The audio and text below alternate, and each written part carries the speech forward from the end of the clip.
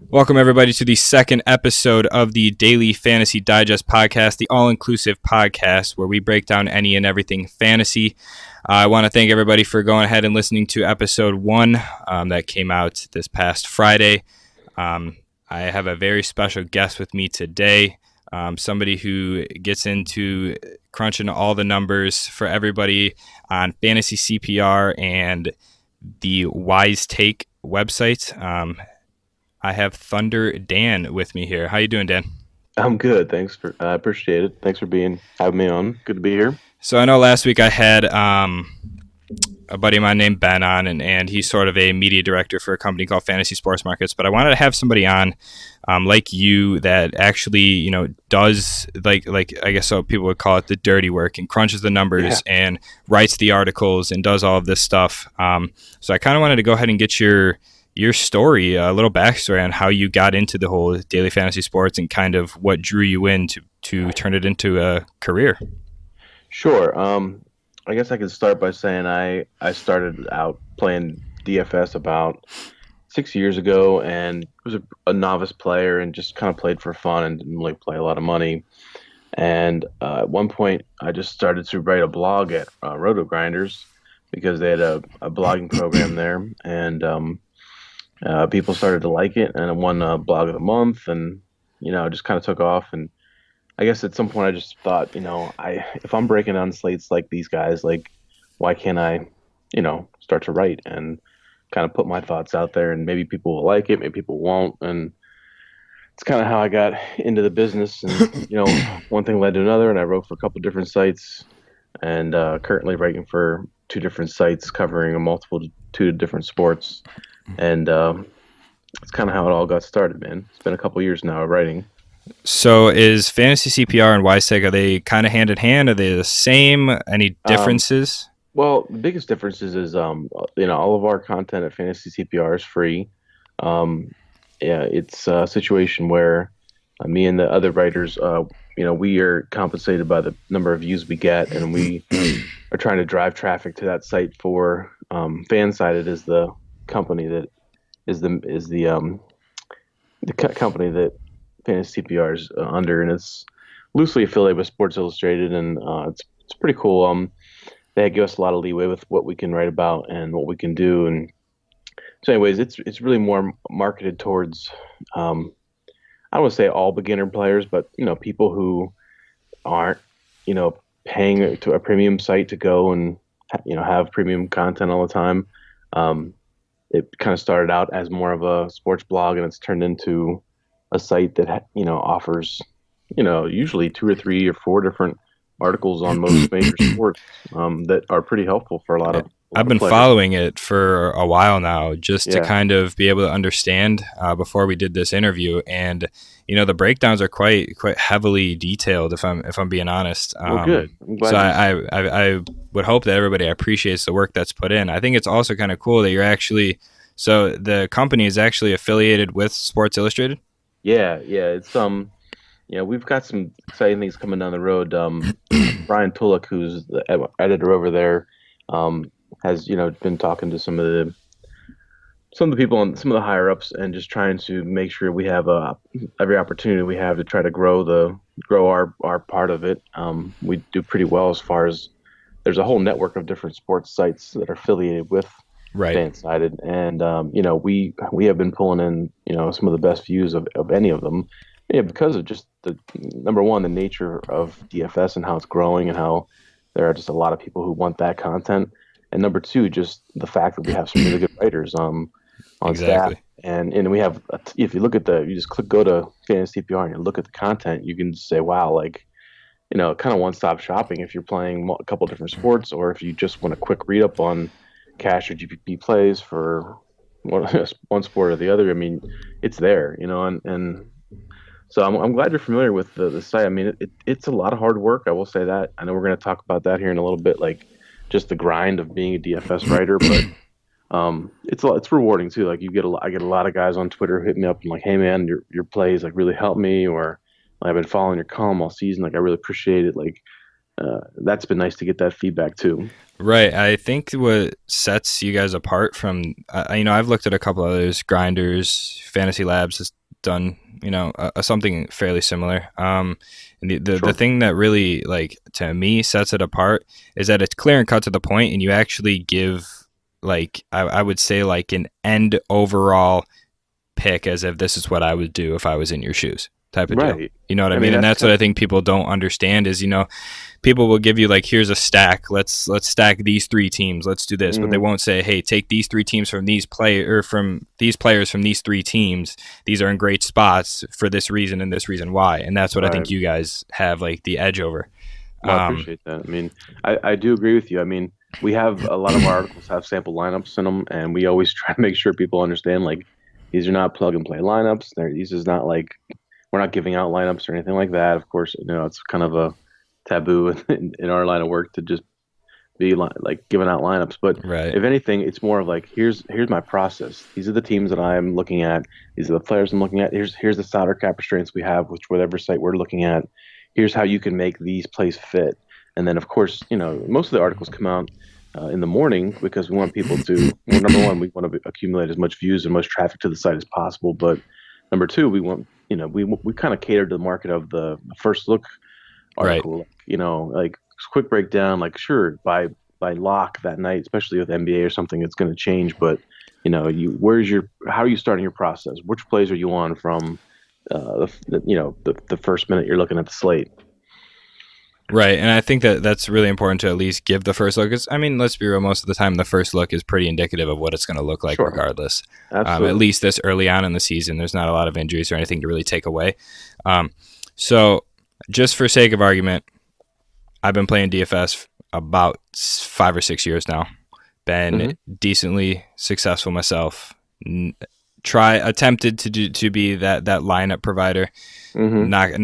Not for me. I'm more. I'd rather talk about it if I'm being honest. Yeah, So the part that I wanted to really dive into deep in this podcast, especially to have you on, is I want to know what kind of goes on behind the scenes to make you pick the things that you pick. Because I had in our last episode, I spoke about a common strategy for me, at least when attacking a standard baseball slate, since it is MLB season. I'm not. I would be curious to know if it's the same or if it's different, because for me, it's really nailed down starting pitcher 1 and 2, and then go from hmm there. absolutely. I couldn't agree anymore. I mean, I right now I'm writing for CPR, basically a pitching article, and I mean, I cover hitting too. Obviously, in my Wise Take articles, I do stacks and one-offs and everything. Pretty much full slate breakdown. But for me, it's always pitching first because then you can really identify what your price range is and what teams you can look at. Like, if you if you have to pay up a pitcher, you can't really entertain some of those higher price stacks Right. anyways. So if it's like, hey, we're paying up today, then and you're not stacking the Yankees or some other really expensive team because you're never going to make it happen. So you know just kind of start your process there. I always say pitching over hitting, just because especially as you get later in the season, like It's the just pitching, safer. it's safer and the pitching thins out. Like like early on, we've seen a lot of great performances. We've seen a lot of hitters striking out, a lot of Right. guys racking up a lot of strikeouts. But as the weather heats up, we see a lot more home runs. We see like guys get hurt, maybe innings limitations. You just never know. Like I I feel like think, yeah, I you think know the upside for pitchers is so much higher, and I think that people discredit that when they go to make their lineups because, like, the expectation for somebody to hit a home run is quite low. right, Like, it's right, not as single clear digit. cut. Yeah, It's usually really, it's it's like not that much. I mean, no, you'd be happy with a player getting 7 points if you're being honest. Like a yeah, of hitter, course. like that's solid to me. Like 7 to 10 points, that's like okay, I can take something from that type of deal.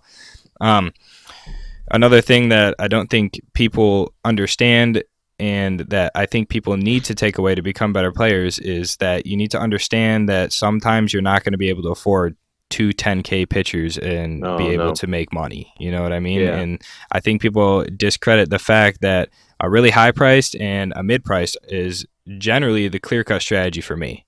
Absolutely, and I laid that out. I wrote a little kind of how I play article at the beginning of the season, just kind of, for beginners, where I laid out like, usually I try to aim for like 20K at the most on DraftKings, because Yeah, that's basically 20K. like, that's saying, hey, maybe you got two 10K guys if you're lucky, but if not, if you want to pay up for like an 11K Scherzer or something, then you drop down to like an 8 or 9K guy as your second guy. And obviously every slate's different. You're gonna have Right. some value pitchers sometimes you can use Sometimes up. there won't even be a 10K guy on the slate. Right, right. I mean, And I that's why it's think, like it's hard to make these rules where you're like, I always pay this right. much, or I was because like you get some of these. Sometimes you'll get like a split slate or something, and they'll be like, like you said, nobody above 10K or like absolutely no value or whatever. Right, but like I would say your general rule of thumb for everybody listening, like cash games, are you in between 18 to 20K? Yes, I And would say. then GPPs, are you lower or higher? Usually lower. I I mean, would that's figure kind of lower, probably two yeah, 7K or 8K guys, and then yep, just hammer the bats. yep. And then I mean, you never know. Like you also sometimes can do that with like you get a 5 or 6K guy, like, or we had this weird situation last year, and I guess this year too, with like the Tampa Bay like starters and guys that are Crazy coming in. guys, Like, man. yeah, it burned a Crazy. bunch of guys the other night with bunch of guys played. What's his name? The lefty from Tampa Bay who didn't come in. Chirinos or Glass now? Oh no, it was Yarborough. Oh, yeah, Ryan Yarbrough. Yeah, like a And bunch of he guys were didn't like, come oh, in. he didn't come in. Like they brought in the other guys, and He was like people were 30% just. owned. I thought it was hilarious. Yeah, it wasn't hilarious for some Oh, yeah, guys I to live bet. up to the play, but I didn't. But point being, like, like some guys get really crazy as people try to play like actual relief pitchers and stuff, and that gets a little bit nuts. But It's just a um, salary saver at that point. yeah, right, right. But once in a while you get like a actual legit 5 or 6K play that you can just, what, I'm happy with 10 or 12 DK points at the most, and Right. I'm just gonna load up these bats and cores or some other kind of really like Texas or something, some kind of really good hitting environment. Right. Just go after. Before I get into bat stacks, so far through this season, uh, rank, I would say, top three favorite teams to stack, or like your go tos. If you see them on a slate, you're like, yep, I'm having some sort of exposure. Well, honestly, Seattle's been one of them. Agreed. They've just been so hot, and then like they have this really interesting middle to lower the order stack where it's like Jay Bruce, the Vogelbach Vogelback or dude, whatever. Yeah, yeah, and he's the catcher crazy. Nervez, the catcher, has been just mashing too, like at a 7 hole, Yep. and and Beckham, I think Beckham's six. Like And they I'll got just D stack Gordon like at the bottom. yeah, you can go wrap around or like I mean they're pretty stackable top to bottom, but like if you get like a mediocre pitcher or some kind of like sinker baller who's like not going to strike out a lot of guys, I just hammer them, and they've made me a lot of money in the first few Oh weeks. yeah, They were agreed. cheap too. They were cheap. I Um, think I think you have to consider the Dodgers, oh yeah, for sure. I mean, and I mean probably the Rays. yes, that Tampa Bay has been I would argue that Tampa Bay has been sneaky. I mean, like everyone kind of knows the Dodgers and the secret's out on the Oh yeah, Dodgers, but like up until like maybe the last few days, Tampa Bay was super sneaky, and they kind of just been awesome. They've just been power, and they got some speed. Um, and you got lefties, righties. You can kind of go both ways with that. So yeah, I agree definitely there. Before I get into like before I get too ahead of myself, I'm gonna round back to stacking here. okay, Fantasy CPR does a great job of putting out articles centered around stacks. yep. And top stacks for the day. When you're stacking personally, are you taking 4 or 5 guys from the same team, or are you taking two guys from 3 or 4 different teams? Okay, so that's a really good question, and honestly, it does depend on the team, the stack, the slate. It's like but in general, you definitely want those 4 or 5 guy stacks most of the time, especially if you think you've found an elite matchup, or a crazy high total, or let's just say you're targeting like a bad pitcher and they have a bad bullpen behind them. Like there's no Like the reason Royals. Let's just right, throw them out there. Yeah. throw them out there. The bullpen's been horrible, or the Orioles like bullpen's terrible. The starters aren't going to last. Like they're just an easy target. So I definitely like 4 men on FanDuel and 5 men on DK because you're raising your ceiling. Now, granted, I know like you could one guy It might could flop. maximize action. It Let's can be flop. honest. Yeah, of course. But if you're as far as GPP stacking, I mean, we're talking GPPs, I assume. You know, you want that ceiling because when they go for 15 runs and 4 or 5 of those guys are all go crazy, then you're gonna have that ownership on them. Stacking a cash is controversial, and honestly, I don't love it. I usually do like little mini two mans or like Yeah, I maybe a agree. 3 man stacking cash. If you have a I couple, chain like 3 and 4 hitters, yeah, or right, 1 and 2, something like that. Like for sure, the Rays, you get like Austin Meadows and Brandon Lowe. Like hmm that's a 1 and 4 stack, something like that. I don't think stacking 4 to 5 man in cash is probably the way to go. I think you have it's to. super risky. It No, is. I don't know. In cash, I'm sort of like I'll do 1 or 2 mini stacks, and then I'll just kind of dabble in good value or good hmm matchups, one off here yeah, and there for the rest of the lineup. And I mean, you kind of go in and you think that's a good style. I mean, it could flop. I mean, they could tank, but I would say that that's probably the best way to attack the slate so far.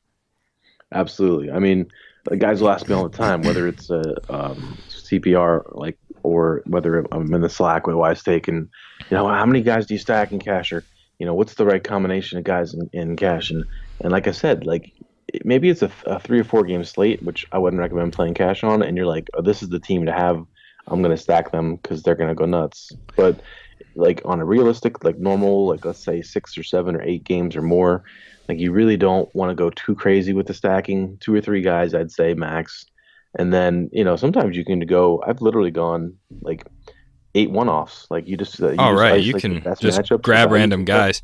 right For you, for bats, um, this is like a common misconception throughout the whole, I guess, fantasy world, and I'm even a victim of it. I'll pick the worst catcher. Like I don't care. Like I'll take the $2,300 guy so I can get that extra $500 for outfielder. Like I'm not sure if anybody else is on the same train as me, but that like no that's it, popular it's done me wrong a few times because if I'm being honest, catchers hit so low in the order.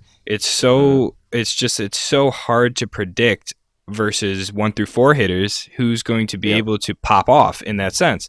And it's so tough to predict. So I just wanted to kind of get your take on that. If you like, what do you fact? Do you go position by position or do you go off of stack? well again it depends on the slate but I do think first of all if you play FanDuel you don't have to ever play catchers because they have Exactly. which some guys love. You just grab a couple first basemen or a couple third basemen and go. But extra outfielder, sure. Um, I do think there's a time like first of all the catchers suck, and there's no like Let's be major real. catcher that just punt. Like that's the truth. But there are some guys who are like. I don't always punt totally. Like I was talking about Nervez, like they didn't price him up for a long time. He was 3.5 or something. And sure, 3.5 is not what you want to pay all the time. You'd rather pay Two 3K, nine. yeah, right. But like when he gets a home run or something and it's like 14 and your guy has like a walk, like I think I have a little bit of an edge. So I don't always automatically punt. I Yeah, but I mean, mean like somebody like JT Romutu's 4-4. Like oh it's no no like no no. that's like Gary an auto Sanchez like never never. play for me. Like No, like same thing with Gary Sanchez, like something like that. No, never. You never pay up. Absolutely not. If it's a GPP, of course. So like, there's literally no rules for GPPs. You can pay GPP down, is pay up. literally a free for all. It's a free for all, You man. can't You go know, wrong. Nobody's going to tell you like, "Hey, play how two did you catchers not up. have that? Like, how did you not have that guy?" Cash, it's understandable. Like a cash Right, game, Max Scherzer slate against like the freaking Giants this season, that's like a no-brainer. right. It's but as far as like let's say positional hitters, are you outfielders first then work your way up on like on DK? I'm speaking on DK. For me, FanDuel is kind of out Yeah, of it for me. yeah. I'll I'm be not the honest. hugest FanDuel fan for any sports to be honest. They're trending downward. Let's be honest. Yeah, It's let's been be bad. real. Like the basketball was a disaster this year. I Oh tried to yeah. defend them when I wrote a FanDuel basketball column all year, and I was like, "Hey guys, give this drop score thing a chance," and it It was a is really total disaster. But I mean, we're getting off the point. The point is on DK. It's really hard because I usually try to start with like the bats that I know I want, and it might be an outfielder, or it might be a third baseman, or it might be a first baseman. But in general, kind of rule of thumb for outfield is like there's got to be at least one of those guys is a value. You Yeah, know, like like 4K, like 30, 37 or below. yes, there's going to be someone who's mispriced, or there's going to be a guy who gets a spot start, who's a platoon player. There's a rookie that gets called up, and who's like, Like for and me, all year it's been Steven Duger on the Giants. He's been like yes, yes, 3,300, and he's leading off. And if he even gets a hit, he's like already reached value. boom, good, right, exactly. So since you have three outfield spots, you don't want to spend up all three of them more likely, unless you for some reason have the cap or there's some cheap infielders or something. But in general, you want to find a cheap outfielder. You already mentioned a cheap catcher. I actually like paying down at first base when I can, because I don't Agreed. love paying 5K for a first baseman when there's usually a 4K guy who is a good bet for a homer, or at least a couple doubles. Right. I mean, at the Um, halfway through the season, they moved Jay Bruce to first base eligible, and mhm. he's been like hovering around 4K recently Easy, based on easy play. matchup. It's an easy auto play. For me, Yep. it's also some of the Royals if they're in a good spot. Ryan O'Hearn, Hunter Dozier, Oh man, 3.7, 3.6. those It's would be like my Tim. guys. Right. It's like, come on, it's a double in its value. Like it's easy. So O'Hearn, man, like I I love that know, dude. I dude's wrote him a crazy. lot. Yeah, his numbers just jump off the page against righties. Like he mashes, and Dozier was like on a streak there for like a week where he's just Yep. crushing. And it's Um, something I wanna ask when you guys are writing or even when you're formulating your own lineups. Are you targeting like let's say pitchers righty? Are you targeting a majority lefty bats, or are you being contrarian with righty bats because they'll be low owned even if it's cash? I'm usually going with what the numbers tell me. I'm a slave to the numbers, not always, but I'm notorious for being like I'm looking at the data, and the data says that this guy is a traditional splits pitcher. Let's say he's a righty and he gets hammered by lefties, so I want the lefties. Right. Like if you're stacking, like okay, and there's a righty in between them, like it's Alex Gordon and O'Hearn is the guy I want, but Dozier's in between them. Run all three of them, sure, but like if I'm looking at like isolating plays, like who has the best matchup? O'Hearn is the guy. He mashes. He's got a righty that is like getting crushed by lefties. Like Right. boom, like there's the guy. Like I do. Like you can be contrarian in tournaments all you want to be, but I'm usually trying to look at first the splits and ISOs and wobos and everything else, and then later on we can even talk about like pitch types and all that stuff and go Right. into a little And I think a that's little more like detail. the stuff that people don't really look into. Another kind of more aggressive style. Do you focus on bullpen pitchers, potential bullpen pitchers? Like, do you look that much into it? Like, hey, like Edwin Diaz could be closing. He might cough up a homer. Like, are you looking at that, or like, are you just only focusing on starters? Yeah, I mean, that's pretty next level. I mean, to be honest, to go through, let's say it's a 10 or 12 game slate, to go through that much and just focus on the projected starting lineup and the projected starter, and doing those breakdowns and profiles is time consuming. So I think we would be like, unless you have some kind of computer program or something. I mean, I don't know how else you do it to Yeah. isolate every individual matchup, but you can. What I do is go through the bullpen stats and look at like which bullpens are coughing up more home runs, we have enough sample size now Right. You have where a sample once we size get for the hard season, contact rate, right, ground ball for rate, stuff like that. XFIP, everything. Yeah, I mean, there's certain bullpens that are just been horrible, and sure they'll have some positive regression. Others are overperforming, but like for right now, if there's a starter that you think is not going to last 5 innings, Right. and you're going to get 5 or 6 innings of a bullpen that and frankly, if it's a bullpen coming into the fifth and sixth inning, they're not bringing in their closer. They're bringing in their long men who are Exactly. not their best guys anyways. There's another thing I want to bring up as far as bats, and I think that a lot of people don't look as far into as they should, is weather and park factor. Oh yeah, And it's something that is pretty intense as far as if the wind's blowing out or in. That's like for me, like if you're in, let's say for the sake of it, Wrigley Field, wind's blowing out, I'm stacking whoever I can. you got to. It's Yep. like a 10-mile-an-hour wind. It's a short field.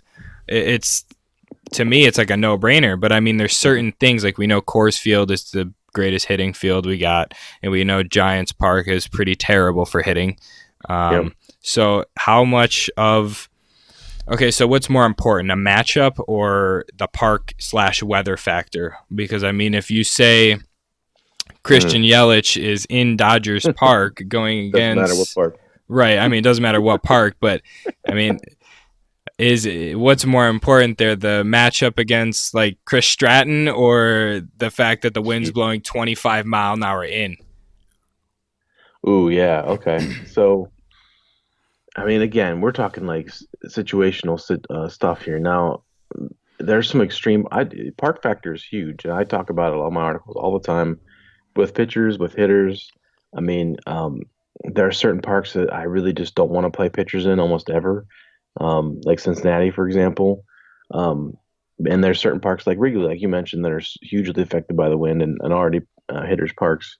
But I probably will go with the matchup first, and but if the conditions are severe, like you mentioned, like 25-mile-an-hour in, like this is something I didn't That pay enough turns into a attention. pitcher game right there, and that's a Yeah, pitching right, stack. And this is why I think people underestimate the thing of weather is just because the wind's blowing in and the weather is terrible doesn't mean that doesn't open up some value as far as pitchers for you to choose, because it's going to be a game where no very little runs get scored because the ball's just not right, flying.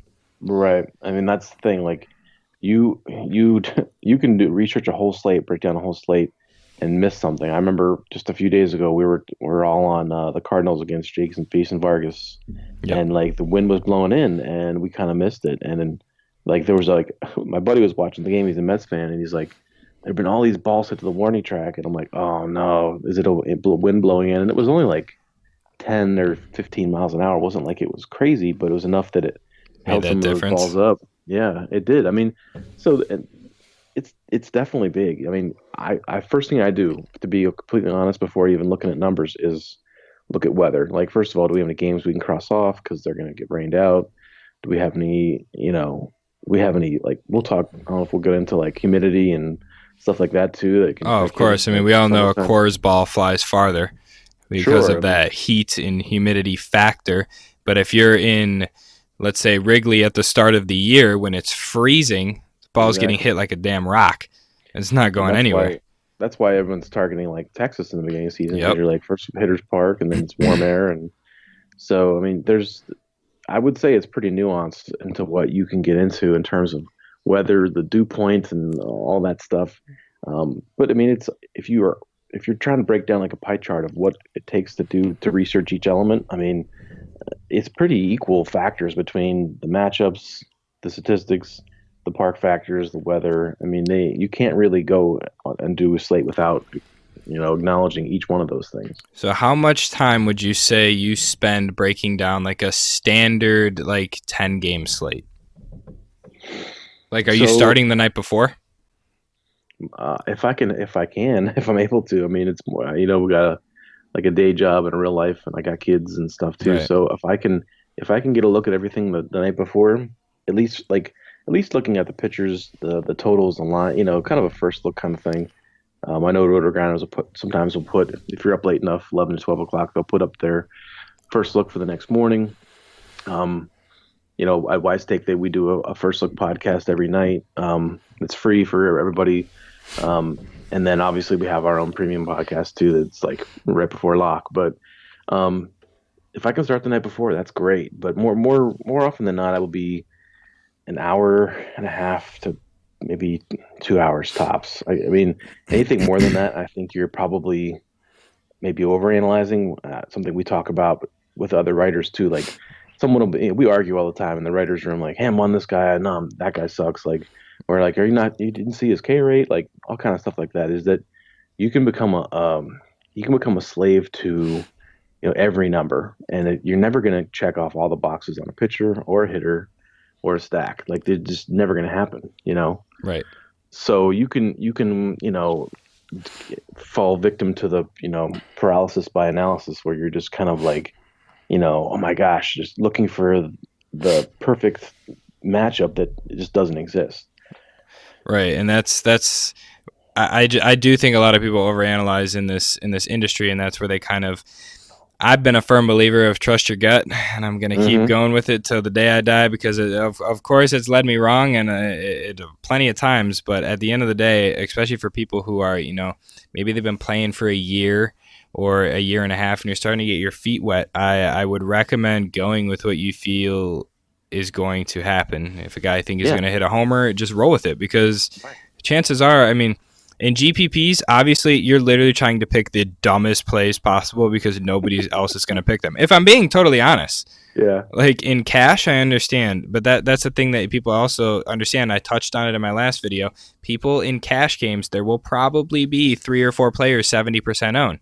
Your entire lineup is based around those other remaining 6 or 7 guys that are going to provide you those points. Pitchers, before the slate, we all know based on a lot of people look at fantasy CPR. A lot of people look at, DK Live, all of this stuff. And, you can know what pitchers are going to be popular. Like, you'll know prior to the slate. Yep. And that's where, for me, excuse me, when I touched on a little bit in my last video, and I just want to get your opinion on, I'm a very firm believer in the underrated stat. I'm a very firm believer in stolen bases. And like I said, I love attacking Tampa Bay Rays. I love doing it. They're they're super fast. I love doing that. I love attacking Malik Smith on the Mariners. I love it because it's honestly 5 free points. Mondesi, Merrifield, it's 5 free points. Granted, they're heavily priced, but double in a stolen base, it's value right there. Boom. Yep. And I don't think people underestimate that. I also think people underestimate the fact that pitchers get win points. And they pick these garbage pitchers that might show out with some upside, but an upside also factors in the fact that if they win, they get 4 points. Right. You need some win equity. Winning is obviously bigger on FanDuel where it's 6 points and they have the quality start in that. I know we're talking mostly DraftKings, but a win is still important. You cannot underestimate. I'll be tracking my guy and then let's just say he gets no decision, and it's crushing because you're like, oh man, he was winning. I'm counting on those 4 points. Right. And taking an underdog if you think he can win is fine, but like you said, just picking a player who you think, oh, he'll get me 12 points or whatever. He may not win. There's some upside to getting that win equity out of those 4 points. Like I understand in a GPP taking a pitcher who's probably going to lose and flashes a 9K game, 1 run and they lose 1-0. Like that's a perfect world, but that just flashed a 30-point game upside from a pitcher who's 6K, something like that. But in cash, I feel like all the high-priced pitchers favorites. They're favorites for that reason. The 11K price tag is not only K per 9 rate. It's factored the fact that they're minus 250 favorites to win the game, and you're probably also going to get that 4 points factored in. And that's what I think people are surprised at the fact that there's these extra points, not just hits and Ks and outs and stuff like that. I don't know how much you guys focus over there at Fantasy CPR on stuff like stolen bases or things like that. I'm not sure if that's like a factor. Well, I don't know if any of our guys always include that. It all depends. If you're on a stack like Casey or something and and you're on them because of, the matchup hitting wise, or it's something you want to mention, like, hey, these guys have steals upside too. There are certain guys and there's certain pitchers that I will attack with guys who are stolen base guys, like John Lester, notorious for years for just being run all over. Or I said the same thing last year. He won't throw to first, just stack the team that he's playing. And so you can there would be games when guys who aren't even like big base stealers are just stealing on him, so they're just stack against him. Right. Garrett Cole, people don't want to pick on him. Well, all right, well, don't stack against him. But if there's a speedster guy that's leading off and he gets on, he's gonna steal. It just always happens. So like you said, it's 5 points, it's 6 points I think on FanDuel. It's huge, and it's a couple guys Billy Hamilton obviously is a great example of a guy who you never want to roster that much, but you do because if he steals 3 bases, he's more than a home run. Yeah, but it's quite nice when you're building a stack and you get to the last outfielder spot and he just fits in so perfectly. It's like, wow, this is the upside I'm looking for right here. This is potentially 10 points just in stolen bases. He's literally a horrible baseball player. Terrible. All he needs to do is like slap bunt or just pop one over the shortstop for a little blue pit, and he's gonna steal a base. If he's gonna try, at least he's may get thrown out, but he's gonna he's gonna try to run the bases. And that's important to me. That's something like I definitely factor in, and I personally feel like that's that low key safe upside for a cash game that you can factor in. If it doesn't happen, it's probably not going to hurt, but it's going to give you definitely sneak you into cash if it does happen. If you're needing that extra 5 point kick, you know what I mean? Yeah, for sure. I agree with you 100%. So before I want to go ahead and kind of get into the wise take and stuff like that, and I want to make sure that everybody on the podcast listening right now goes and shows some love to Fantasy CPR and the wise take. Which one are you spending more of your time on currently, for the most part? Well, I mean, I split my time, I would say, pretty equally most of the time, but at Wise Take, it's a little bit more involved in that I have some other responsibilities with interacting with some of our members on a daily basis. We have a Slack chat where a lot of our guys are able to come in, talk about the slate, toss ideas around. We have some really good players in there who have been playing a long time, and it's a place where I can go in and I tend to want to break stuff down first before I hear people's opinions because I don't want to be affected. But once I go in there and say, hey, this team, that team, and someone else who I really respect says, have you thought about this pitcher, that pitcher? And I was like, well, I kind of was, but I didn't really. Sure, it's just nice to be able to bounce some ideas off people. So good pitchers. Yeah, so I want to ask if you're familiar with any of the, up and coming associations, I guess, or companies that are trying to do the same thing you're doing, and what you may think sets you guys apart, if anybody's looking to make a decision. Because I'm not sure if you're familiar with a company called Locks DFS. Yeah, I have heard of them. Yeah, so they're out there. They're roughly around 4,000 followers, something like that. They have a decent following, have some great guys over there. They put out some pretty good content as far as, videos and stuff like that. What would be like the deciding factor to go ahead and have somebody maybe listening to this podcast kind of jump on the Wise Take train? Well, I'll tell you what, I do a lot of work with promotion and marketing with Wise Take, and one of the things our members tell me all the time is that they just feel like it's a really laid back atmosphere. I mean, I've also worked for some other companies. I'm not going to name names, but some where it's just a little bit more, it's a little crazier and it's a little more high stakes. And honestly, we're I'd say a medium sized company. We're not the biggest DFS content site, but we're also not a tiny one either. And I do think that our members feel like they're paid attention to, and that it's pretty easy for them to talk to someone who's on the staff and have someone answer a question, as opposed to being one of let's just say Roto Grinders, you're one of thousands of members. Oh, yeah. That interaction, that personal interaction that you have with staff members, just isn't there. So I think, just real quickly, I think one of our biggest strengths is our personal connections with our subs, but more than anything too, we have a ton of different type of content. I mean, we have projections, obviously. We have our First Look podcasts. We have our Wise streams, which are a daily podcast, usually about 2 hours before lock, for every sport. And that's just if someone's just wants, hey, I just want to know who to play tonight, and I don't have a chance to look at anything today. Turn it on, listen to who the guys are talking about. We have cheat sheets. I know a lot of groups do that, where they hear the top plays in each tier and each price bracket. So we try to cater to every different type of player, because we know that some guys are in the Slack chat all day breaking down plays, and other guys are not. They come home from work at 5 o'clock and they have an hour or something to put together a lineup.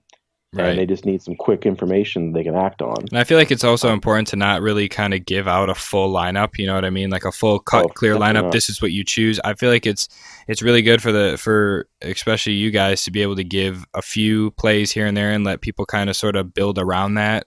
It's kind of a foundation. So not only are you guys providing useful information, but you're also helping people grow as DFS players to go ahead and figure out and make their own decisions as well. It's to me, that's one of the most rewarding things. When you work in this industry, you're going to see people come and go, and some guys will come in and they will ask like, "Do you guys give out lineups?" And I always say no. Like, and to be honest, that you're never going to be a sustainable player if you are just relying on someone else to give you a lineup.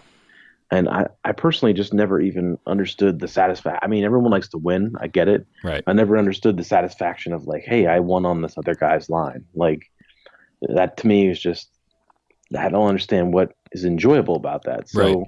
when you have ownership of that line that you built and you watch and you're like, hey, sure, this guy told me to play these other guys, but I found this play on my own. I thought to stack these two teams together. Like, and there's so many different variables that go into making a lineup. And if you're controlling some of those and you're getting some help and some input from others, I mean, I think it's much more rewarding to just have a screenshot where you're like, I won $1,000 or however much money it is, and this was my lineup. You know, no one else played this lineup. I didn't get it from anybody else. I didn't share it.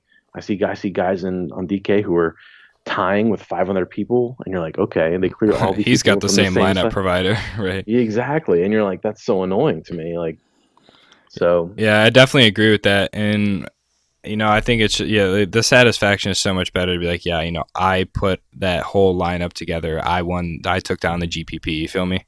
Right. And that's the essence of the game, and that's what I'm kind of trying to do here on this podcast is, give a few insider tips from people who actually do this and how they can become better players. Because, sometimes for the people that aren't part of, Wise Take and, maybe aren't able to talk to you all the time and only see the writing. It's nice to be able to put a voice behind the name and back up the things that you're actually writing about. Well, I appreciate that. And that's what I want to do. I want to shed some light on the people who actually deserve the attention and should be, put out there on display to be like, yeah, this is how you're doing it. Like, you're making money right now playing daily fantasy sports, and everybody else can do it too. And this is how we're doing it right now. And based on what we talked about today, the things to look for and stuff like that, I think we're going to help a lot of people progress forward. And that's exactly what we're trying to do here. So I want to, for everybody listening, I want to go ahead and make sure that hope you enjoyed this episode and listening to Dan kind of break down what he does and how he attacks the slate. If you're listening on YouTube, go ahead and subscribe and like the video. If you're on Apple, subscribe and pin that podcast to your library. Once again, I want everybody to go ahead and show some love to Fantasy CPR and Wise Take. And if you aren't already, go ahead and do yourself a favor and just become a member over at Wise Take. You're gonna be in great hands. You're gonna get first hands-on, kind of analysis from the guys over there, along with the personal Slack chat that you're going to be able to ask questions and be able to formulate your lineups and hopefully win some cash. So I want to go ahead and thank Dan for coming on the podcast. Hey, man, it was my pleasure. I really enjoyed it. Thanks for taking the time to talk to me. And like I said, it's really rewarding to help people out and help them get better DFS. That's what I do every day. And I'm sure everybody appreciates as well. You can find Dan again. It's Fantasy CPR Wise Take. I'm sure you'll be checking out some of his articles the day after this podcast. Hopefully making some money. So, alrighty. Thanks, Dan. I appreciate it. For sure. All right. Bye.